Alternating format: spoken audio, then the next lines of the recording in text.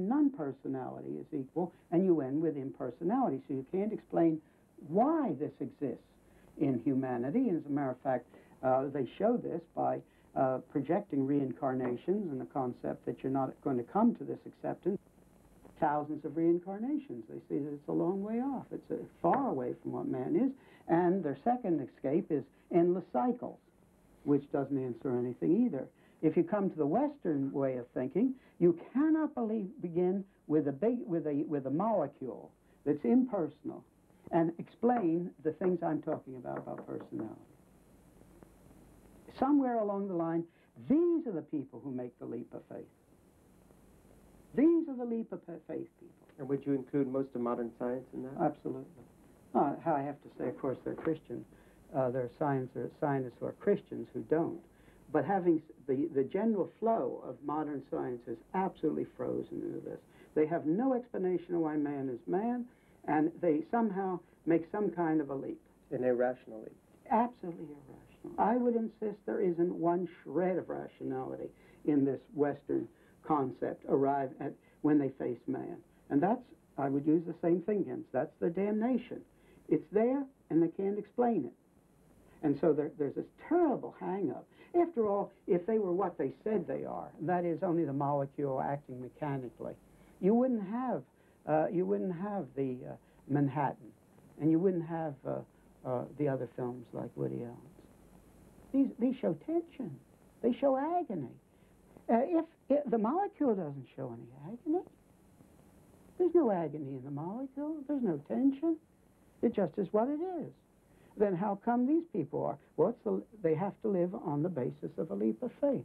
And some people actually... A leap of faith in that they deny a spiritual quality. Well, a leap of faith in that they have no basis of why what is so obvious does exist, and that is not only theoretically looking at humanity as their personality, but they are personal and show these manifestations. They're living against I know how to say it. They're living against the revelation of themselves. They're denying the revelation of God in themselves. And they're denying it, and yet have to live with it.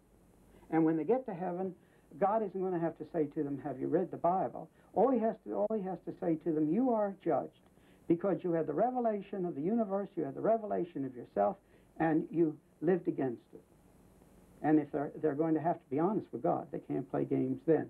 They'll have to shake their head, yes. Do you think there's a sense in which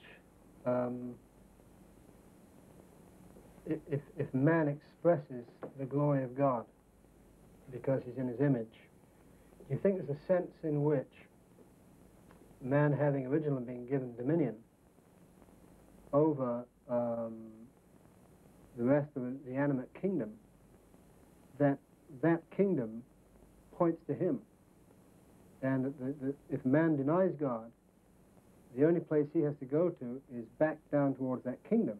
So when he looks for the dolphin to speak, ironically, it's as though he is reducing himself to the dolphin. Absolutely.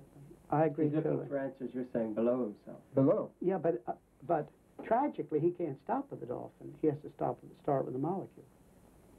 So it's always a reductionism, and if you stop to think about it without going into long discussion, reductionism, that's what reductionism is. We reduce the personality merely to a set of psychological symptoms, merely to a chemical analysis, merely to the atom and the molecule. So what we're doing is, by trying to find a meaning in any form of reductionism, in reality what we're doing is moving downwards, down the created scale. Speaking of opposing worldviews to Christianity, what is liberal theology anyway? And what part has it played in all these things you're talking about? You have to see liberal theology has gone through two steps, and not to be too technical. When all rationalistic thinking was very proud and said man can solve everything, then you had a rationalistic theology that says we can solve everything. And it came down to the fact of the Bible. We can show where the supernatural stops and where the historic Jesus really begins, and the supernatural's wrong because there is no supernatural. But we'll accept the historic Jesus. They thought they could solve this. By the time of Schweitzer that was found, they couldn't do it. The quest of the historic Jesus shows conclusively the fact this failed. Then, interestingly enough, and as I would say, liberal theology is always, and I don't mean this disrespectfully to them as individuals, it's always the tail on the dog. It always follows the surrounding thought forms. It just comes a few years later. So therefore, when the proud rationalism failed in the secular world, you find that soon the shift came in this rationalistic world.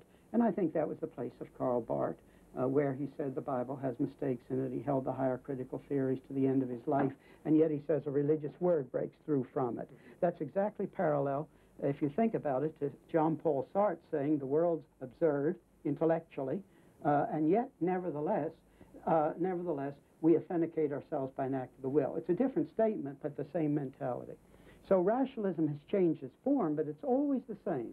And that is, instead of bowing to the Scripture, it is saying we will impose our dominance on it. If you're writing a confession of faith, is the first statement of your confession a statement about the Bible? No, it's about God. Because the Bible isn't anything less God's do. Okay. So the first statement, I would always begin with the Bible starts, in the beginning, God. And I think this is a fault in the way often it comes across from our pulpits and our teachers. And that is, you accept the Bible, and then, of course, you have all the answers. That isn't the way you start. You have the universe, you have the total reality. Because the rest of reality is also something. That's right, it's there. It's truly there. It's not an illusion. And you have all this, and then you begin with what the Bible teaches. That's different than beginning with the Bible. In a vacuum. In a vacuum. You're not believing the Bible merely as a book, and I take it, and now blindly I'll believe everything it says, and shut myself out from all the buffetings of questions. It's the very opposite. The truth is found in the Bible. But it's the truth that is found in the Bible.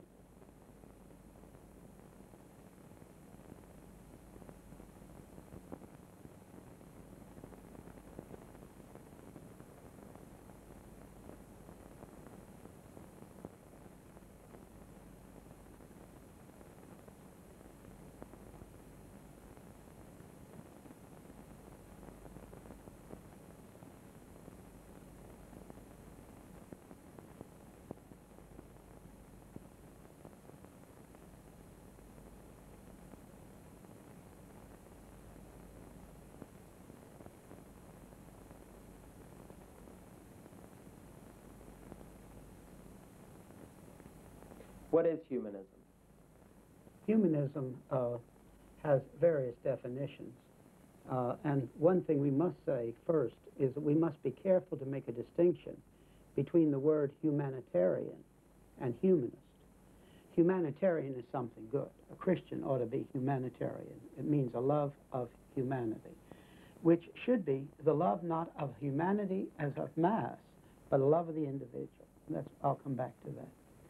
Humanism, on the other hand, as we speak of it, is born out of man putting himself at the center of all things. Humanism begins when? Well, it depends how you're looking at it. Humanism usually is thought of as being born out of the humanistic elements of the High Renaissance and coming to a climax in the Enlightenment.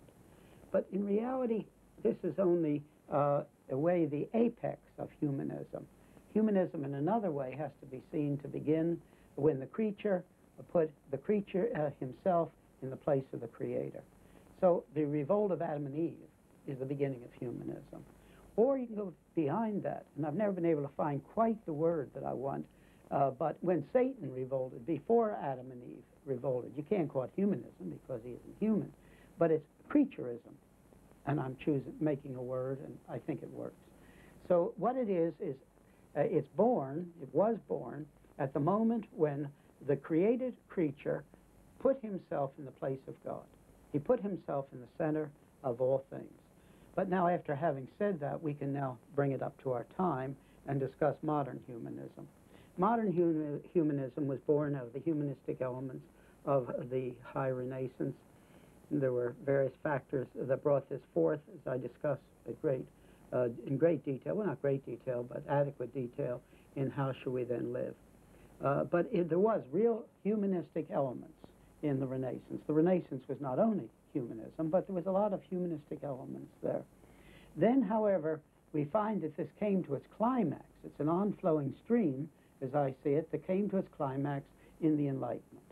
As it came to the Enlightenment, the French Enlightenment, this was the place where man consciously stepped into the center and made and said and meant that man was the center of all things. Man is the measure of all things. And out of that is born all the later world thought that we know that now is dominant in the world, in the humanist, or you can say the secular humanist, though humanist is really sufficient consensus that surrounds us. Dr. Jackson, could you give us a recap on the history of humanism? As the Renaissance came to its own conclusion, in a cultural sense, it devolved into skepticism because it found that it could not make society work on that basis. Either it couldn't arrive at adequate intellectual answers, it couldn't, in terms of visual arts, arrive at, when it arrived at what it thought its answers were, it found itself still moving beyond that for something more, because you cannot stay still, and so you go into mannerist art. You find that in Renaissance politics that the city-states begin to devolve into tyrannies. The hope for unity which might exist broke down. In the 16th century, you find in Italy skepticism sweeping all over. And in fact, one of the very interesting things in the light of the discussions we're having is that what brought home that failure most clearly was not any one book or piece of art, so much as certain concrete events which everybody saw. And in a sense, the most climactic one was the sack of Rome in 1527. And when that happened, that had, for example, an enormous impact on Michelangelo. Now, you don't mean the sack of Rome to be confused with what people think of as the Roman Empire. No. I mean the sack of the city of Rome. Yeah. By imperial troops in 1527 in the context of Italian wars. This is a shocking event at that time. I mean, you're right, though, to go back to the sack of Rome by the barbarians. They said, what is happening? That in the midst of this culture, of which they're so proud, they had no time really for Northerners. They were at the top of the pile in cultural terms. And yet, troops come in here and sack Rome. The Rome in which we have the Sistine Chapel is decorated by Michelangelo. That was a shocking event, but it's as though it brought together all of life. These things cannot be separated. And a great cloud settles actually somewhat more heavily. It was already forming over Italy after that event. Now, I was going on to Montaigne, though, and one of my favorite quotes from Montaigne is this. In English translation, truth is opinion nailed to the cross of custom. Wouldn't you say that that could be the slogan of relativistic modern man? Absolutely. That's total relativism. It's total relativism, and unhappily, not only in theory, but what we live by, and I would just say nowhere more so than in our legal system. Yeah, I was going to say that's what should be carved over the Supreme Court. It's what there ought to be there instead of what's there. This is not an isolated, just sort of academic statement, but once people hold this and they get going on it, this selfishness, this putting themselves at the center of all things, this the demand to be autonomous, which in itself is a revolt against the Creator. This is never static. It is a crusade. After the failure of humanistic thinking at the time of the Renaissance, did anybody stop to reconsider?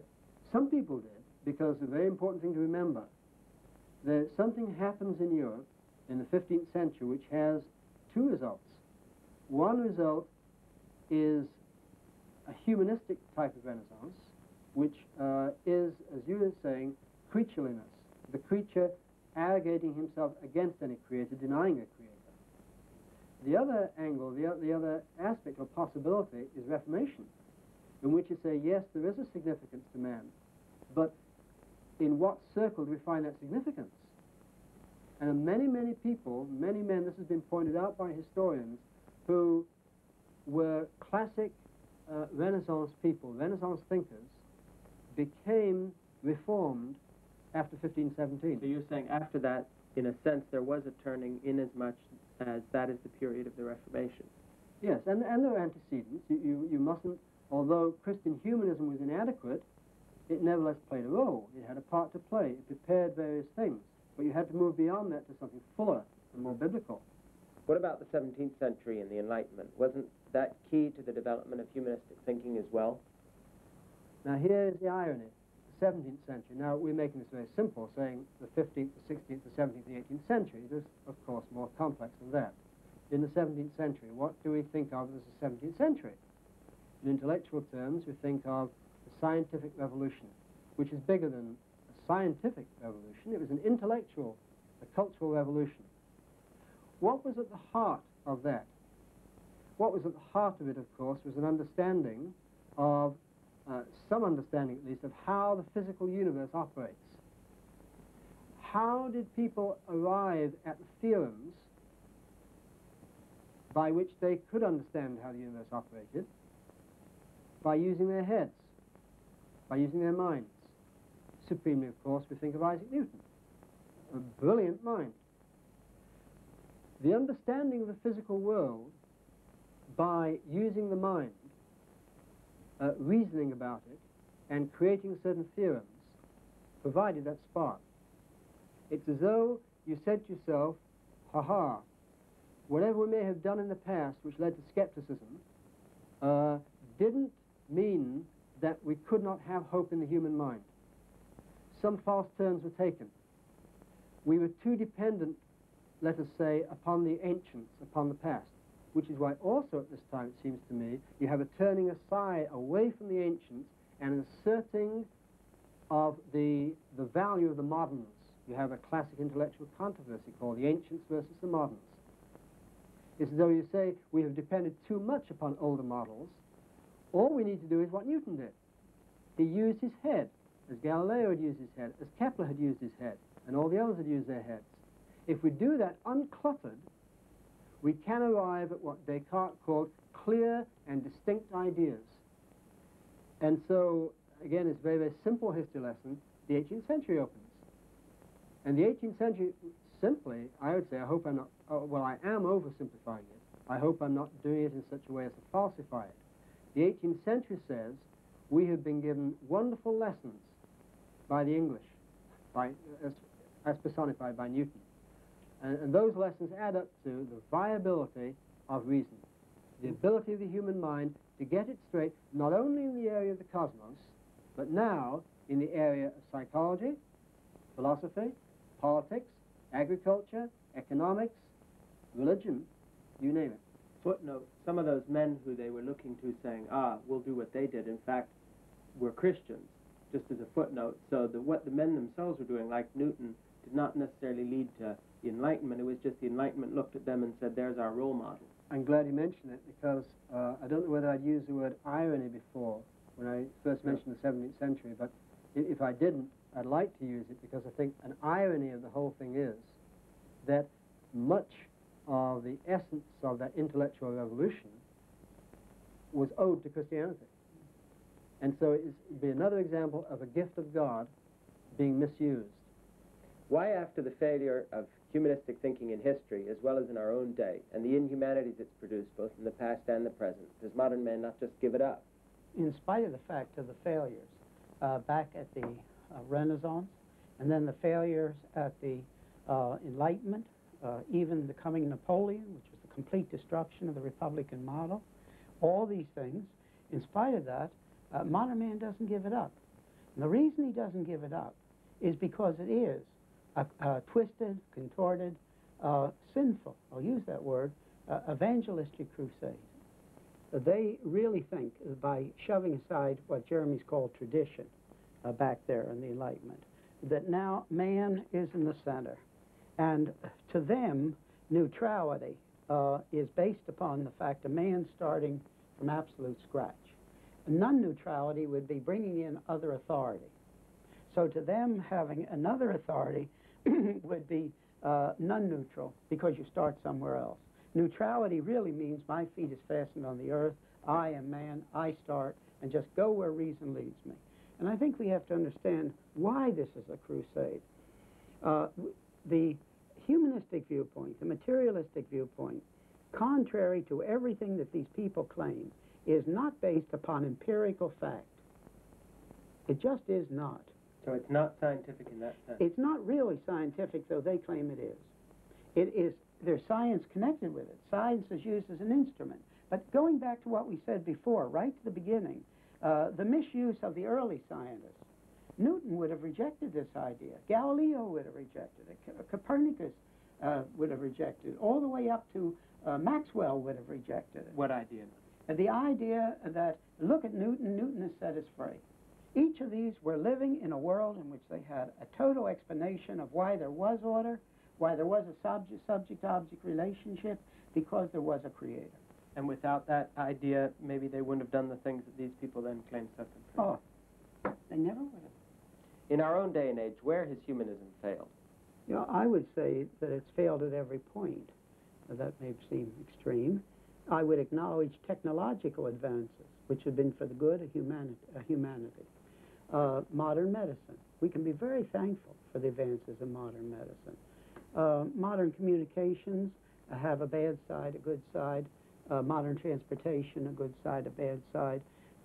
They're often misused, and yet we can be glad for the things in themselves. So on the other hand, technology has not produced a utopia. It certainly is not. But what I'm saying is there are things that have been produced out of the quote-unquote scientific revolution, end of quote, which we can be glad for.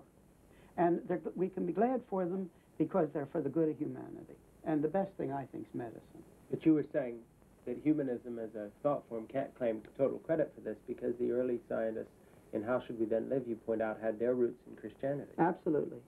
I would say firmly and without any apology and absolutely that the scientific revolution is a gift of God because it came from Christian men. I would say that one of the great marks of our generation and the last couple generations is the loss of humanness. That humanness is being lost on every side. We naturally would choose abortion as an example, but abortion is only one example out of many. What we're doing is reducing people to statistical averages. They're digits. They're no longer people. Would you see that in areas, too, of the destruction of human relationships and things like divorce, for instance? Of course. What all these things are is a part of the revolution against the created order of God. They're all part of the revolution. But it's not when you say part of the revolution, you don't see it as a plot as such as the far right would. No, not at all. I think some of these people really see it. I think they sit and smoke their pipes or whatever they do and plan the crusade. I think the Huxleys did this. I can't prove it, but it's my personal opinion. But when you read these people and you see what they believe, they really are committed to this religiously, in the way the word religiously is used rather than religion. So what they are religiously committed to their position, which is not based upon empirical facts, not really. And no matter how poorly it turns out, you can bet everything you own on this, that unless they change around totally to the other perspective, to the perspective of living under the Creator, no matter how much destruction it brings, they're not going to stop their push because they're committed to it. So the humanist position and the so-called liberal position isn't really taken on the basis of rationality or reason. It's not really reason. The only position they hold, really, is not one which follows along A, B, C, D, etc., and a conclusion. Somewhere along the line, there is a tremendous leap of faith. They are the faith people, for the simple reason that if you take Murray Eden, and I like Murray Eden's studies, they're sort of crucial to me. He has used statistics. Now, he isn't in this field. He's down here in Harvard, and he isn't writing so much in this area anymore, which makes me a little sad. But he was one of the foremost figures in statistics at one time. And he used high-speed computers, something that people couldn't have done a few years ago because they didn't have the high-speed computers.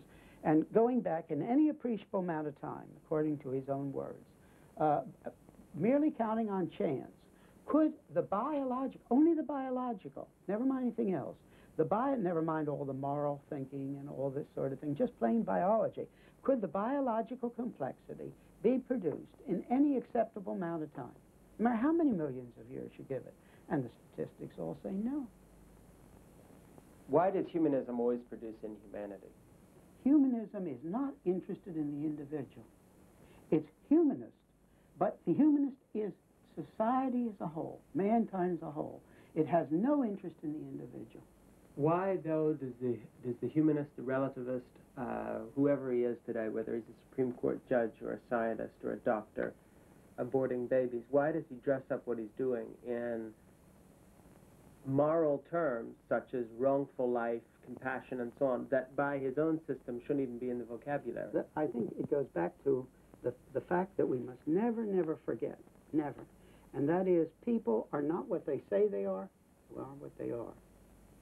They can say that they're only machines, they can say anything they want about themselves, but the marks of humanity, that is being made in the image of God, still exist and still break through.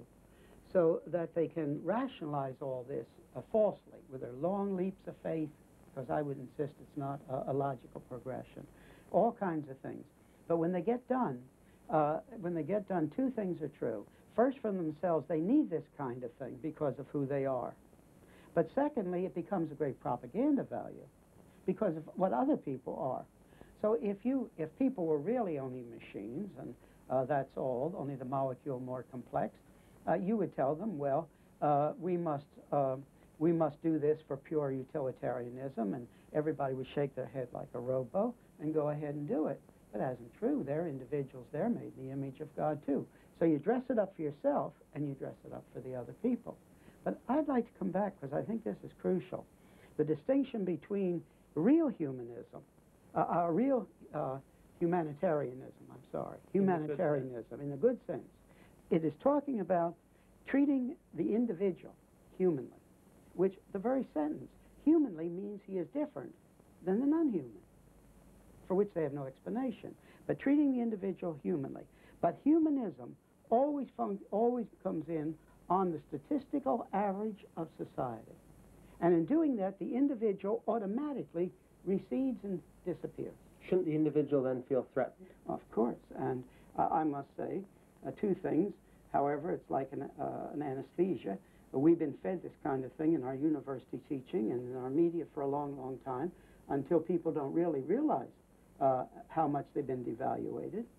But on the other hand, we must also say that some of the thinkers are really becoming to be uncomfortable about all this because they see where it's going and they feel threatened as to the logical conclusions of where it's going. And quite properly, they see where it's going to go is to, and regardless of why Huxley wrote The Brave New World, or The Brave New World, in fact, they see it as going in this direction. In the sense of just an arbitrary imposed order. And people being treated, well, you remember in The Brave New World, what you did was to, you cloned and made artificially, well, developed artificially beings on different levels, merely to serve society.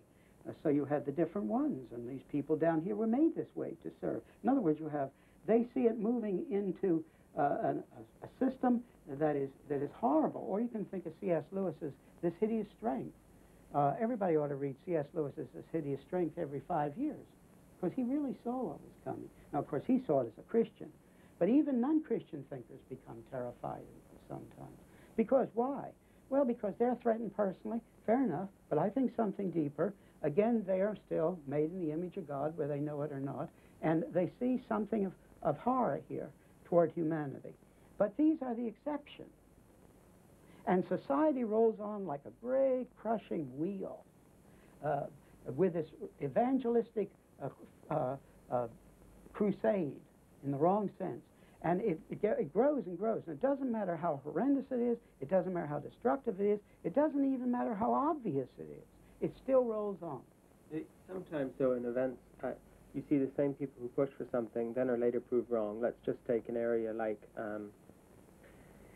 sexual liberation in this country in the name of getting rid of the Judeo-Christian sexual ethic. And this is pushed for and fought for, liberating, quote, quote, it's going to be great. Marriages break up, people are unhappy, suicide rate goes up, teenage pregnancies go up, and so on, and all the woes of a sexually permissive society. Instead of at that point saying, what did we do wrong, they take it even a step further and say, okay, there's too many illegitimate births, let's have abortion now as a solution. And you get the feeling that they'll always take it further until almost the human race has been destroyed, or at least everything human about it. Why is there not anybody, or there seem to be so few people who, at that point, will say, what did we do wrong? Maybe we should look at the Judeo-Christian alternative. Is there any humility left in the world on that level?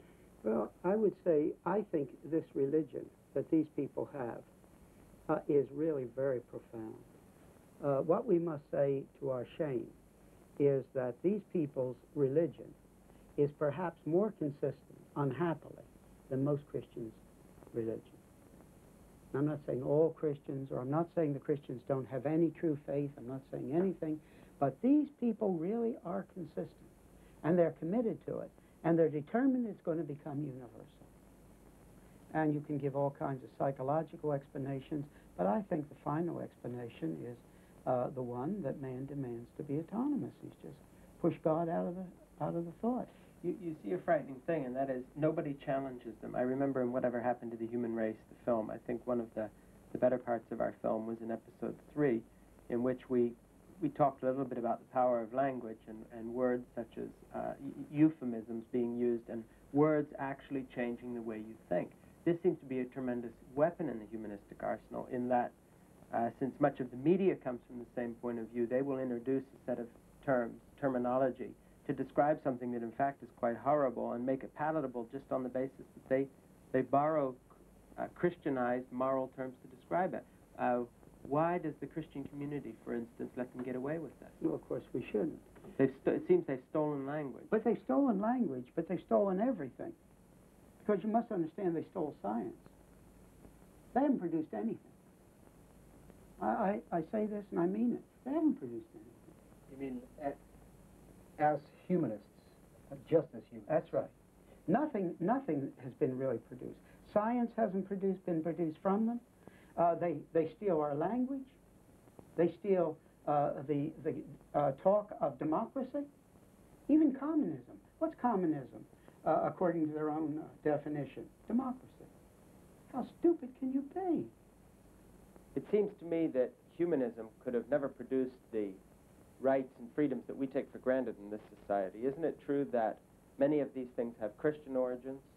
You see, the Constitution speaks of our inalienable rights, and it's a very central part of our basic governmental concept.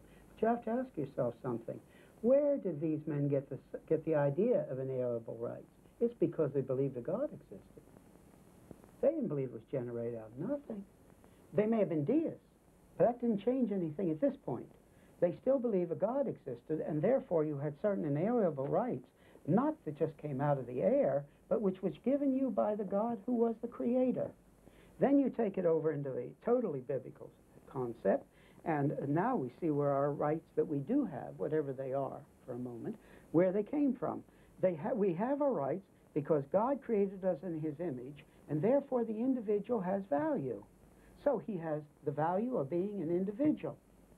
Now, then you come along and you build government on this, and the individual has value, and then you have law, which is made to take into account the value of the individual, and you protect the individual, but in a fallen world you need to protect one individual against another individual, and then in our government, coming out of the Reformation flow, you have checks and balances, for the simple reason, and checks and balances may have other roots too, but nevertheless the central one, I'm convinced, is in Reformation.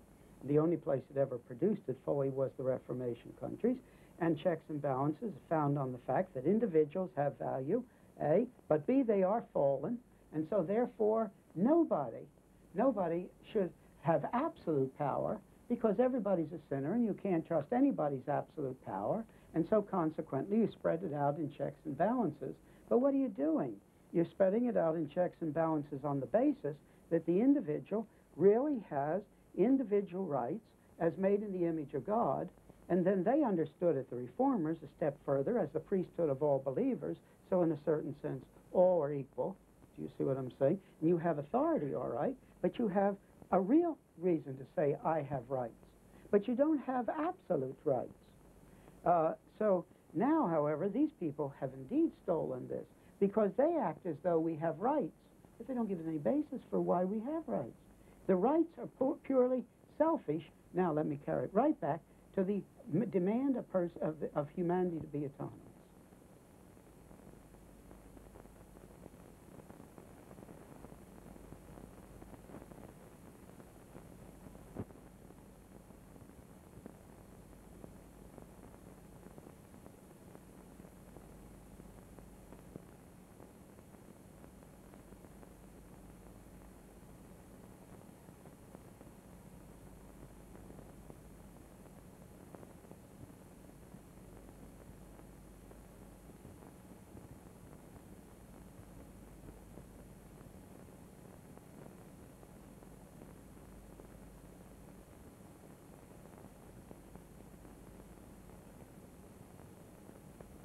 There seems to be a double standard in the world that regards Christianity as biased and somehow humanism as neutral. Don't you think this approach is dishonest? I think some people don't realize how dishonest it is. Some people, I think, really plan it. I think some people really understand what they're doing, and they really develop it and use it. But you must understand there's a dilemma in, and therefore not being able to say everybody who's doing it, they're doing it all right. But I don't say they're doing it consciously. And I'll tell you why. Eras move so quickly. And this thought that I've used sometimes of the thinkable and the unthinkable enters in here. You must understand that there aren't many people that remember history. And I don't mean history back to the Roman Empire. I mean it 20 years ago. It's a funny thing. It just blanks out. What is acceptable at the given moment is seen as normal. And it can move at tremendous speeds. And you keep moving from the into the unthinkable. Even if it was just a few years ago. Just a few years ago. So therefore, a lot of people just, and they, especially if you think of coming up through the university, being trained by materialistic thinkers that control philosophy, science, sociology, even history today, all these areas, if you're raised in that for a couple of generations, it becomes normal. So they don't understand what they're doing. And they don't understand how far away they are from thinking even just a few years before. That's absolutely true. They absolutely don't, someone like myself, I can remember just very vaguely the end of the First World War, very, very vaguely. But the world I knew then has no relationship in many ways to the world I know now. So the people really who live now have no concept of what it was like back there. And then you add to that this all monolithic, universal, unified thing that comes at them from every side, from the little golden books that they're given when they're kids, right up through university, all the way to the media. When you think of how they're surrounded by this, you can understand that unless they have a very clear base to stand against it, that this becomes normal. So consequently, I think to be charitable, one has to say there are, I think, thinkers who really know what they're doing. I think a great number of people don't think it out consciously. But when you get all done, conscious or unconscious, the answer is yes, it's totally dishonest. Why don't the humanists ever admit failure and reconsider Christianity? They never say, never. Now, what the conclusion we've come to now is in line with the Judeo-Christian thought form. That's just never said. And I think that's rooted in the factor of what we've said, that this is really a religion. It's a determination. And the simple fact is they're shut up to their own system, and they simply are not going to agree that maybe the Judeo-Christian system was right. Even in an isolated instance? Even in this isolated instance. But yet isn't one of the points of pride of the humanistic world of, let's say, scholarship, intellectual, quotes, honesty? Well, isn't this the banner? I would say their intellectual honesty is very closely focused. I think that some of them think they're intellectual honesty, have intellectual honesty, and I think a lot of them have in maybe their own fields, in limited circles. But when it comes to the big sweeping things that are really important, the intellectual honesty, I don't believe is there. Can I give you an example from something you were saying before? You'd mentioned Moe Eden. And Moe Eden and some other mathematicians, as well as some biologists, had a conference together in Philadelphia in the late 1960s. I think you're familiar with the monograph, so the book published, which is the proceedings of that conference. I think it was called neo-Darwinian challenges, mathematical challenges to the neo-Darwinian theory of evolution. I read through that entire symposium, and it was one of those word-for-word things in which they have the name of the man speaking and then what he said. Where there were several people speaking, they might just say voices or whatever. Okay, so it was almost like a play. One of the most intriguing things to me was this, that as I read through that whole thing, there were, I think, 2 points in the proceedings when the logic of the argument inexorably led to creation by design, or a universe by design, which would have to be in creation. And of those 2 points in the proceedings, what you had in the margin was voices. And you know what the voices were saying? No, no, no. It was a purely emotional, non-rational response to the reasonable logic of what they were saying. That was intellectual honesty, lack of honesty. Why do so many Christians avoid confronting the non-Christian world in which they live? I don't think a great deal of true Christianity, and I mean by that biblical Christianity against liberal Christianity, really has dealt with truth. Now, I don't know if you can be saved without believing this is true, and it's hard to put into words, but I think a lot of Christians believe it's true, and yet somehow the issue is not truth. Do you understand what I'm trying to get across? They believe it's true, all right. They believe there is a God. They believe Jesus rose from the dead. All kinds of things they believe is true. But somehow or the other, the issue is not truth. And this way, as I say, it's hard to say, but I hope what I'm trying to say is coming across. Now, if you live in that kind of a world in which the issue is not truth, then the totality of life is not involved. Somehow, therefore, these things could be religiously true, and yet, nevertheless, not think of them in the light of truth, of the what-isness of what is.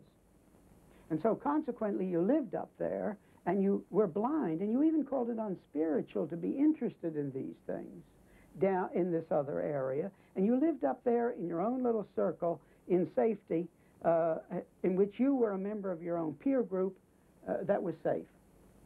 Then there's a second reason, and that is this thing has come really very, very fast, especially in the United States, much faster in the United States than, say, Germany. Germany was a much longer period. But now you really, if you hold the Christian view, now I don't mean accept Christ as Savior only, but the totality of the Christian view, you must understand you're completely out of step with everybody.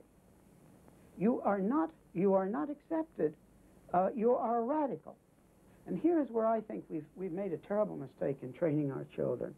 I think we have been very negligent and deficient and destructive in training our children as though we were the conservative ones, as we were maintaining the status quo. We being the Christians. We being the Christians. When in reality, as this humanist mentality came in like a big wave and has built up and been so total, in the universities and then all the way down into secondary schools and down into the little children's books and through the media and so forth, if you stop to think about it, we're the only radicals. We're the last radicals left. You can have tremendous discrepancies between, quote, conservative, quote, liberal in politics, but accept it with rare exceptions, happily, in politics that really are based on Christian thinking. There are such people, happily. But except for that, conservative, liberal, they're all they're all in the same field, even though they're different. It's just a matter of degrees. It's only a matter of degrees. And we stand absolutely, totally opposed to the whole system. Now then, instead of that, what we have done, because we're up there in our safe little niche, talking away, being safe in our own ghetto, if you want to use that word, talking to ourselves. About what? About religious things. And going through the religious forms, and being very much at home in the religious organization, and building a new church building. Isn't it progressive? And isn't progressive? We now got 2,000 members instead of 1. I'm not against big churches. I'm just saying it this way. In that circle, we have isolated ourselves based upon the fact that in reality, we're not touching the totality of life, and back there somehow, however you're going to express it, that while we believe these things are truth, while we believe they're true, we don't see them as truth, covering the whole of life.